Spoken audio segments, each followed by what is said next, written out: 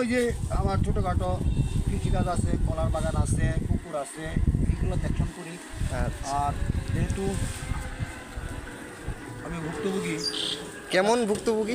ভুক্তভোগী বলতে 2018 সনে আমাদের মনোহরদী কলেজ সচেতন হয়। আমি মনোহরদী সরকারি কলেজের একজন সহকারী অধ্যাপক ছিলাম। 2020-এ আমি রিটায়ারমেন্টে যাই। আচ্ছা। কিন্তু